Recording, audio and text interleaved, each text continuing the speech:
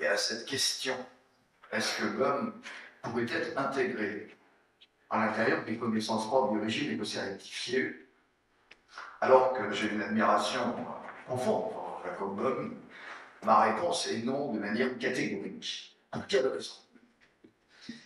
Cette raison touche à l'ontologie du régime écossais rectifié. Et quand je dis l'ontologie, c'est une ontologie liée à la question de la présence massive du mal dans le monde. Il y a globalement, du point de vue de l'histoire de la métaphysique, deux grandes écoles.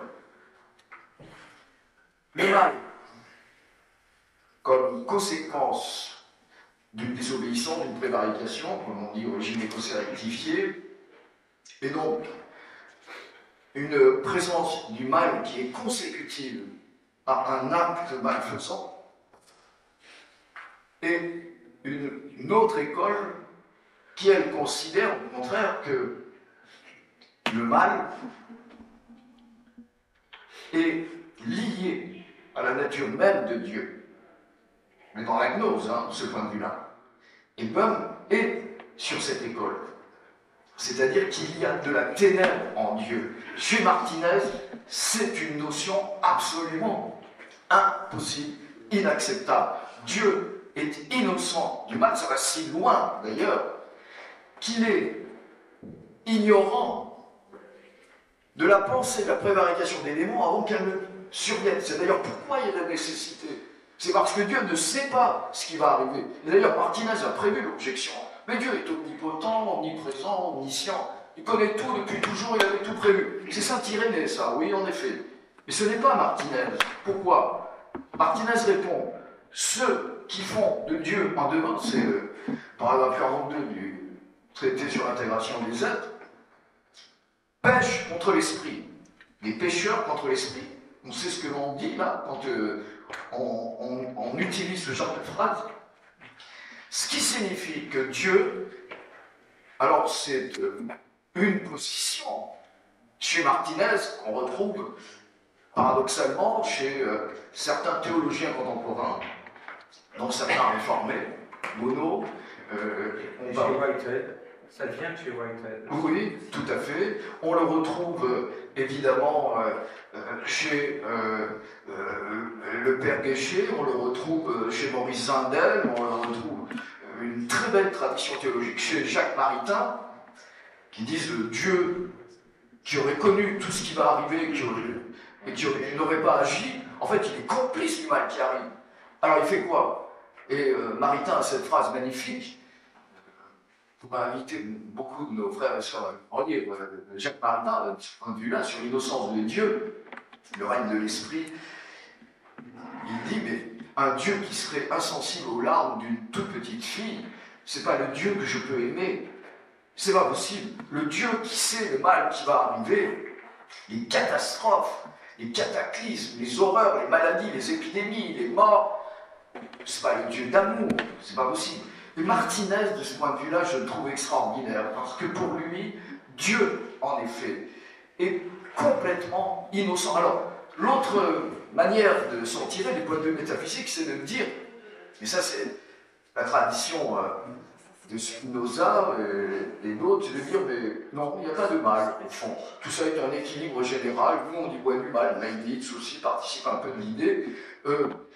Finalement, ce que l'on considère être du mal, c'est une vision humaine, mais non, il n'y a pas de mal. Chez Martinez, il y a un réalisme très fort sur la condition existentielle, et l'homme est décrit, d'ailleurs, c'est pas pour rien que Joseph de Maistre définit le régime écossais rectifié comme étant la science de l'homme par excellence, c'est-à-dire la création de la pauvre créature souffrant dans les douleurs, dans les difficultés, soumis à toutes les avanies et les horreurs du monde.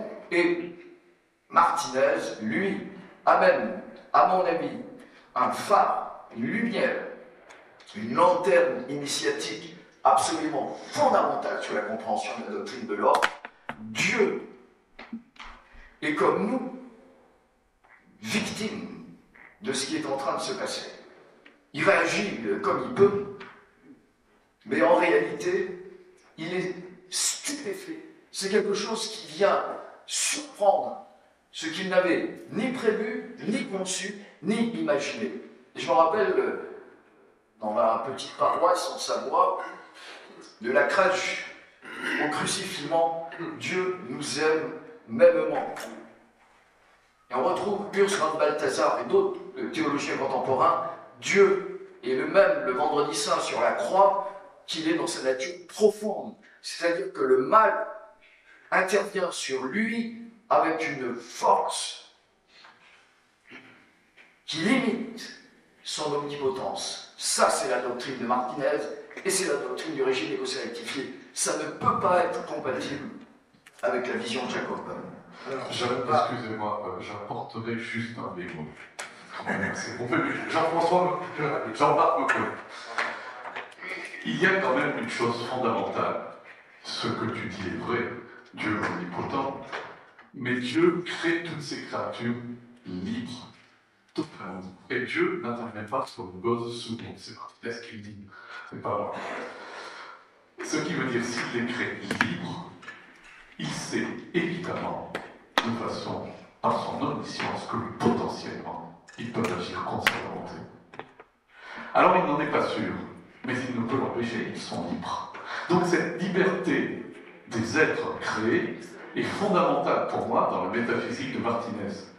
Et on ne peut pas passer à côté et en dire il subit. Non, c'est par sa propre volonté qu'il décide de créer des êtres libres, sinon il n'aurait pas la grandeur, ce seraient des marionnettes, ils n'auraient ni la puissance ni la grandeur qu'ils sont censés avoir et ne pourraient pas être des émanations divines s'ils n'avaient pas toute liberté.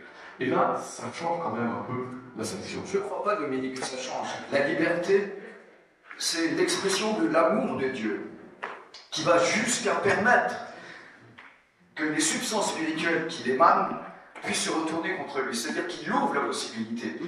Mais cette possibilité lui reste inconnue. Et c'est le fait qu'elle soit inconnue qui crée la nécessité et qui l'oblige et le contraint à façonner le monde. Ce n'est pas la liberté qui, d'une certaine manière, fait qu'il est co-responsable. C'est la liberté d'une générosité, de la plénitude de son amour qui l'empêche de voir ce qui va se passer.